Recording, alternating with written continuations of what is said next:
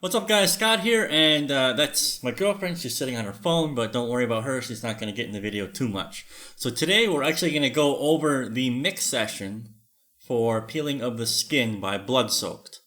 This is a recent client of mine who just released the single. Let's see, the recording of this video would be a day or so ago. So I thought it would be really cool to go ahead and jump into the session and show you exactly how I mixed it. And I just want to warn you that this is not going to be like a step-by-step 3-hour tutorial of how I did every single move. It's more or less going to be like a complete tutorial insofar as it's an overview. I'm going to show you what I did, how I did everything, but talking about like the philosophy and the specifics, I think that would be a little bit much. So let's go ahead and dive into the session. Right away you'll notice I did mix this in Reaper because why not? I always like to get the session set up. As you can see here, I cut everything out. So all the extra space is cut out, trimmed. Really helps with CPU because if there is a track here and it's empty, you're just wasting CPU resources to read an empty track. So you want to cut that out when you have the chance. So drums, I am using Perfect Drums 1.5. These have been my go-to drums really lately. I've been using them practically for everything. Now I have the Thomas snare with the Pearl kick. Pearl toms, and then a collection of Sabian and Mino cymbals here. Doesn't really matter. Now if we go to the mixer tab here, we can see I have a multiple output setting. I'm not using the bell, so screw it. I also have zeroed all of the faders here, so I'll do all the manipulations in the DAW itself. And that really covers the drums. So these are output to their own separate output here. This is the drum host, which goes to a drum sub mix, which goes to a SubMix bus, which goes to my master, which is here on the right hand side. You can see everything has been velocity edited very carefully. Actually, the drums were written by the band themselves. I just did tweaks and adjustments to fit Perfect Drums a little bit better with the velocity ranges and move the instruments a little bit so that they were on the correct, piano roll lane. After that, we have the bass. The bass is real. I did the split bass processing, as you can see here. Guitar's real, as you can see here. And I'm sure it goes without saying that all these vocals are also real. Really not much else to look at in the... I don't even know what this view is called in Reaper. Let's call it the track view, I guess. Let's go ahead and open the mixer.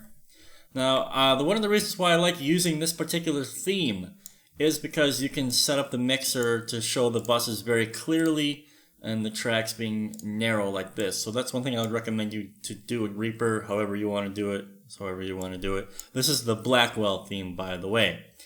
So what I like to do when I approach a mix, any mix, is I basically start with the drums. And you're going to notice here that I've basically only used 20 plugins in this entire session. I like to keep things as simple as possible. So I always start the kick off. Now, rolling off the low end at 45, you really don't need it. Taking out some of the low mids a little bit. So the bass guitar and the kick drum were clashing a little bit here. Taking mids out and a little bit of a high click that I didn't like. And then I go into, let's see where my kick drum, right here. Then I will use a transient designer. So this is Smack Attack from Waves. You could use any transient designer. Just makes it sound like the drum is being hit a bit harder, just to taste. Then I use SSL channel. This thing is one of my go-tos with mixing. I also roll off here about 45. I add a little bit of highs around 8, 9, 10K, depends on the kick drum. Always add a little bit of 3K, which is a nice slap. It'll help you cut through the mix when you got a lot of things going on. Digging out some more 800, and then I'm adding in a little bit more of 60 hertz with a bell here. Very standard EQ moves, nothing out of the ordinary whatsoever. Compressor here, just taking to about 3 dB gain reduction, and analog always off, and output actually does not really matter. It's actually bugged in the Waves plugin. After that, JST clip. In my opinion, a clipper is pretty much essential when it comes to mixing drums for metal. They can get distorted a little bit and saturated, which actually brings out some of the color. Really cool on drums. Fab filter for snare, same deal. filtering out, taking out things that I don't like in the snare itself. Transient designer, okay? SSL channel, alright? So SSL, I'm brightening the snare with a high shelf at around 910K and taking out more mids, this time around 500. And adding a touch more 200 back into the snare. With the compressor, I have the fast attack on, which makes it sound very thick because I like thick, deep sounding snares actually. And once again, the compressor is just a little bit, so 3 to 6 dB gain reduction, analog off, of course. Now, the other extra thing you want to do with snares, you want to add a snare plate to a little bit extra character, a little bit more room into the snare sound, so it's not so dry. Any pretty much snare plate will do. You can EQ the one. This is the one from Slate, so you can throw that on there. JST clip, same deal, just leveling it to get basically the same level with the kick and snare so that they're the same. Now toms are really, really simple. They're pretty much processed exactly the same. Fab filter, digging out mids, adding high end to match the low end. I do that all across the board. You can see here, all across. This is not the same EQ, it just looks the same because it's just the way it is. SSL channel, once again, you guys should be noticing a trend. So rolling off, adding high end, taking out mids to get rid of the boxy sound. Same deal with compressor, around 3 to 6 dB compression, fast attack to make it nice and thick sounding. Analog off, okay? It's exactly the same for the other two, just the value is a little bit different. SSL channel, I think it's the same one, yeah. So here we are, SSL channel. Now, the plate, this is the exact same snare plate that I use on the snare. So you want to put the toms and the snare in the same space, so you use the same plate. And once again, clipper to bring the toms up in the mix. Now, basically from left China all the way through the overheads, it's pretty much the same processing. I'm just taking out pretty much everything below 500. It's information you don't need. Taking out some of the mids a little bit there. Same deal here. Now this is all across the board. All the EQ is the same. So these are the, this is the ride cymbal needing a bit more work in the upper mids for some reason. Now with the cymbals and the overheads, I like to use the CLA76. It's really standard. In fact, I will just load the overheads plugin setting and then I'll adjust it based on my needs. Don't forget to turn the analog off right here. So that's pretty much the same. Now there are some instances like for this, like the cymbals have some nasty resonances sometimes and they really, really annoy me. So I'll go in on like the hi-hat microphone and I'll take out these things that just, they're whistling nasty resonances that I don't like to hear. So I take those out. Same deal on the ride cymbal all the time. So you'll have some low mid, high mid build up with, I swear to God, always some whistling frequencies in this 2 to 4K range. Now, it's important to do the same thing in the overheads, but but you need to be careful because if you start doing too much work, you'll actually take all the character out of the overheads and the cymbals themselves. So you want to take care of really what is audible and annoying within the mix. So taking out just this particular section of the overhead sounded annoying to me, so I took it out. All of that has the CLA76 with different settings. Then we go to the overheads, CLA76, again, different settings. Now, the rooms. So with the room, what you want to do is you want to take out, again, the low end buildup. So if these were real drums, you would do the exact same thing because the kick has, and all the information in the room microphone is unnecessary. You're using the overheads in the rooms for tone and room specifically for the bigness of the drums to make them sound huge. So that was the basic shaping of the rooms, followed by a specific cut that I made here, again in the 1K range, something with these drums that I just don't like because it was very similar with the overheads. CLA76 with basically I load the room setting and I tweak as needed. Now reverb is just to add more character and depth to the drums. I just EQ it and kind of leave it alone. I really don't touch it. And in the past I would have pulled down the reverb and the room sound a lot, But I've since stopped doing that because I've actually started to realize that the character and the bigness of the drums really depend on the room sound. SubMix group, I left it on the entire time. It's just this L1 here is just to pull back the input level because there's no real trim button in Reaper. And then this is the Kramer Pie trick that Joey Sturgis is quite famous for. I like it. Sounds cool. Adds a nice little bit of extra compression to the sound. And that's it. I don't have any, I don't have any parallel compression. I'm doing anything crazy. I would consider the drum processing to be very vanilla. So, moving on to the bass. So like I said, the bass is real. So all I did was duplicate the track, and then I did the split bass processing. I do have a video about split bass processing that I've done in the past. So split bass processing is exactly what it sounds like. We're splitting the frequencies into two major groups, the lows and the highs, so that we can have more control of what we're doing. And when it comes to the lows, basically I am trying to keep them under control, not have them boomy, and then I pin them so that it doesn't move. It's a trick that Joel Wanasek does. It works. You can talk as much crap as you want about it, but it works. Now for the high end, I used the free TSE BOD, Bass Overdrive, and these are the settings that I used to get a nice clank sound. Blended it in. I also used a cab impulse from Panda Sound. This is a bass cab impulse here. And then took out some nasty resonances and stuff I didn't like.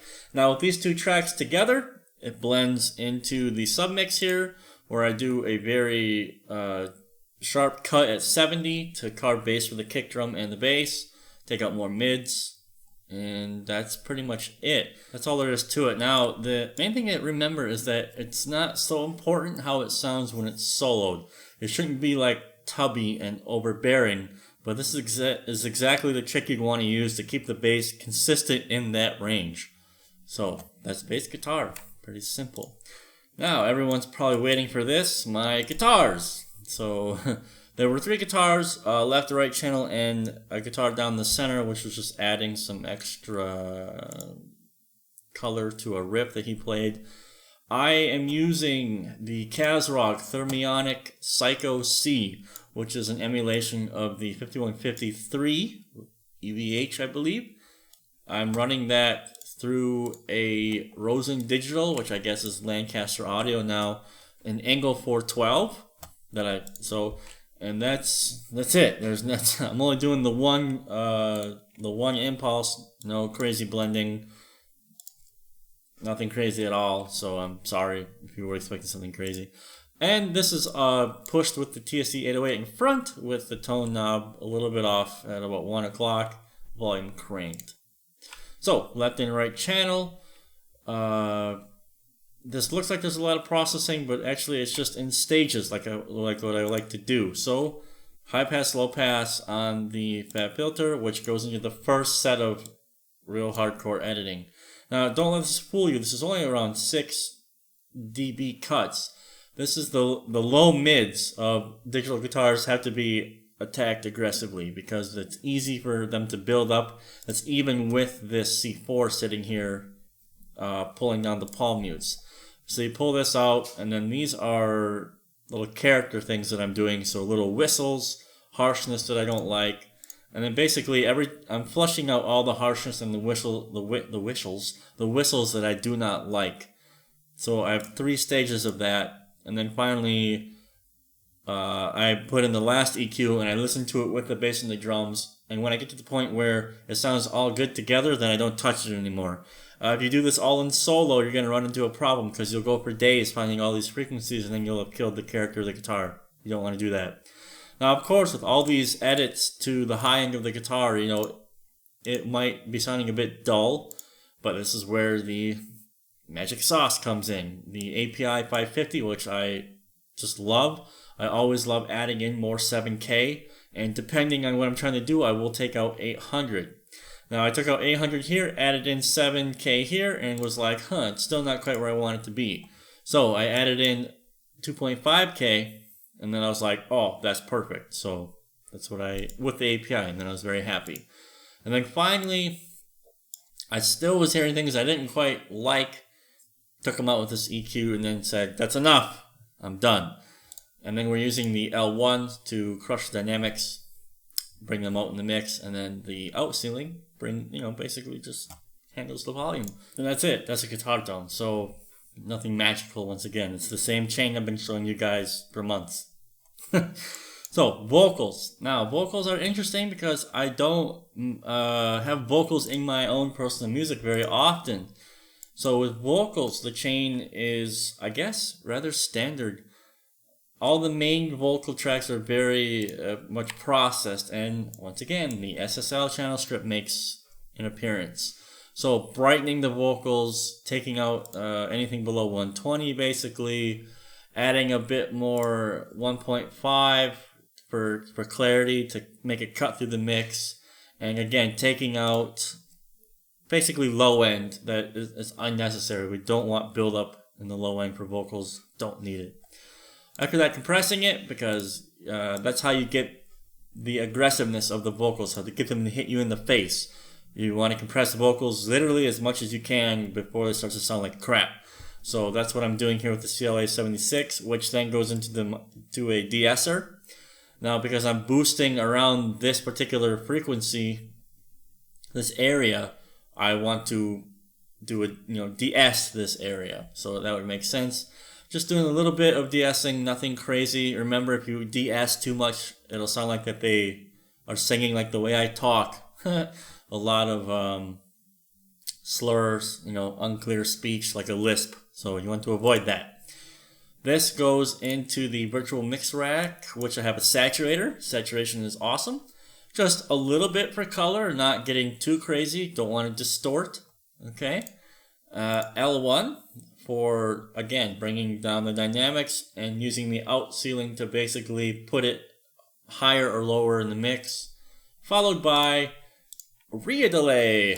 So this is a delay with no feedback, just to sort of thicken and widen the vocals a tad, but it's done to just a degree where it shouldn't really be noticeable, unless you're specifically listening to it in solo mode. So the processing is the same for all the main vocals. Now for the backing vocals, I've just done a little bit of EQ. I really don't even remember why I did this. It's all pretty much the same. Don't really see anything different. But yeah, that's what we did there. Now, all these are being sent to delays and stuff like that. But before we go to those, the master bus, the submix for the vocals, again, just a little bit of EQ, followed by API. Now, 7K on vocals, good trick. Might be something you want to try out. We go into the SSL comp, bring everything together, glue it all together. Followed by L1 once again, just to make sure it's in your face as much as possible. So those are all the instruments separately. Let's move to the effects buses and the submix bus. Long plate, delay, big snare, long delay, exactly what it sounds like. I am using them specifically to add character at certain parts of the song. So the long delay, for example, on the vocals. Actually, I should probably... There we go. So a long delay on the vocals, there's a big open space here when he's doing these growls. And it's just good to add some extra to fill out that space. You can see it right here. So I'm bringing in the long delay carefully, and then it really rings out and it sounds really cool. Same deal basically with the big snare. There is a section of the song where it's a bit slower. Automating the big snare reverb so it fills space. And the long delay and the long plate, that would be for basically vocals in general. And the long plate I also added on the end here just a little bit for vocals to fill them out a little bit more at the end. It's like a tail. So these are all things that are subtle, that you really don't hear in the mix like clearly, but they help the overall mix in general. Let's open them. I just like this view better. So here we are with the submix. Now, the submix and the master. So I like to put basically my mastering chain on the submix, and then I use my master specifically for my limiter, my main last limiter. And I don't actually put plugins on my mastering chain here until I'm about halfway through the mix or so, because I like to try and find everything before I have a mastering chain on it. However, it's important to hear how things hit the compressor and so on and so forth. So I have the Dust Analyzer. This is a free plugin, highly recommended. This helps me have an idea what my low bass is doing, because I use headphones and my monitors. I'm in a rather big room. It's kind of cacophonous sometimes. So I will use this to have an idea of what's happening with my mix overall. Like I said before, don't have a trim plugin, so I'm using L1 to pull down the volume a little bit, which goes into Virtual Tape Machine, goes into Virtual Mix Rack, which has another one of my secret weapons, which is the Custom Series EQ 12K. Adding in 12K, man, that will really add a lot to your mix. I also like to experiment with taking a little bit of 800 out and adding 60. I don't know, I just experiment. As you can see, I was messing around with 2K on the full mix setting. Didn't like it, didn't keep it. So, have a trimmer on here, again, to kind of brick wall the audio a little bit, which then goes into the bus compressor. And when this is playing, it's just around 3 dB gain reduction, nothing serious. And then the signal goes into my limiter, which is the DSP ML4000. And I have it on the clean setting, and I'm limiting just enough to get about -10 RMS. I don't like to crush my mixes if I don't have to, so I choose not to. Now, basically, that's the end of the complete tutorial. Like I said, I didn't want to make this video 45 minutes long. So, if you'd like to hear the full mix, I'm going to leave a link in the description to where you could see Peter's guitar playthrough. And you could also visit him on BandCamp. Would really highly recommend you check out the song, because we're both pretty proud of it. It turned out awesome. And you could pick up the song on BandCamp. It's $1. Show the guys some support. It's $1, okay? A lot of work went into this, so it would be really cool if you showed them support. So if you have any questions about the mix or what I did specifically, please leave a comment below. If you'd like to see more videos like this, maybe even a premium tutorial series exactly how I did this and why I do this, that would be something I would consider, but it's up to you guys. You need to let me know in the comments the kind of content in this particular fashion that you would like to see. All right? So thanks for watching the video, guys. If it was useful, please subscribe, hit like, and hit that bell notification so you don't miss any of my future videos. All right? Thanks, guys. Have a good one.